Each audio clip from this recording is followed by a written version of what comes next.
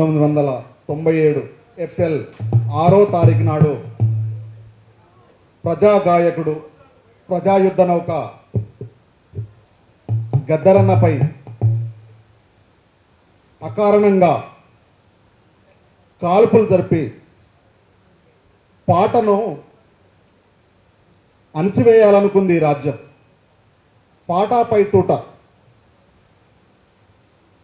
దాదాపుగా 97 నుంచి నేటి వరకు ఈ సభా కార్యక్రమం వరకు ప్రతి సంవత్సరం గద్దరన్న బతుకున్నంత కాలం ఆయన తర్వాత కూడా రాజ్యం పాటను అణచివేయాలనుకున్నప్పుడు అణచివేతకు నిరసనగా ఈ కార్యక్రమం ప్రతి సంవత్సరం మనం జరుపుకుంటున్నాం. అందులో భాగంగానే గద్దరన్న వారసులుగా గద్దర్ ఫౌండేషన్ ఆధ్వర్యంలో ఈరోజు పాటాపై తూట ప్రశ్నించే గొంతులు పాలకుల అణచివేత అనేటువంటి కార్యక్రమం మనం నిర్వహించుకుంటున్నాం. దీనికి చైర్పర్సన్ గారు ప్రొఫెసర్ శాంతా సిన్హా గారు, అలాగే ఫౌండర్ సెక్రటరీగా జీవి సూర్యకిరణ్ గారు, అలాగే ఈ ప్రోగ్రాం మొత్తం కూడా కోఆర్డినేట్ చేసేటటువంటి అన్న మల్లారెడ్డి గారికి మేము కృతజ్ఞతలు తెలుపుతున్నాం. ఈ కార్యక్రమం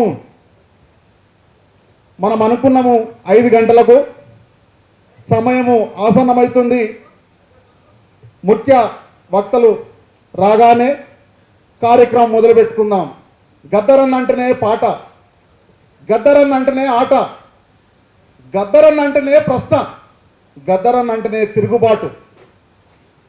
ఆ మహనీయుడు మన మధ్య లేకపోయినా సూర్యచంద్రులు ఉన్నంత కాలం, రాజ్యం అణచివేత ఉన్నంత కాలం ఆయన పాటలు ఏ మూలనైనా ఏ ప్రాంతంలోనైనా మోగుతూనే ఉంటాయి, పాడుతూనే ఉంటారు, ప్రశ్నిస్తూ ఉంటారు.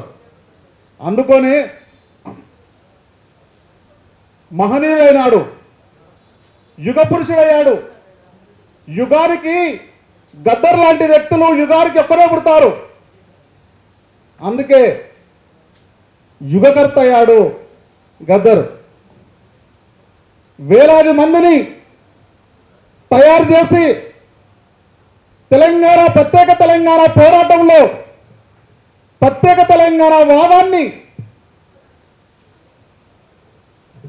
ఎప్పుడు కూడా బతికేటట్టు ఉంచినటువంటి గొప్ప కళాకారుడు ప్రజాయుద్ధ నౌక గద్దరన్న.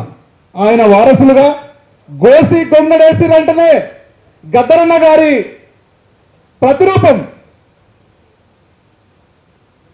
ఆయన రూపంగానే ఇవాళ కళారూపాలు ఆయనను స్మరిస్తూ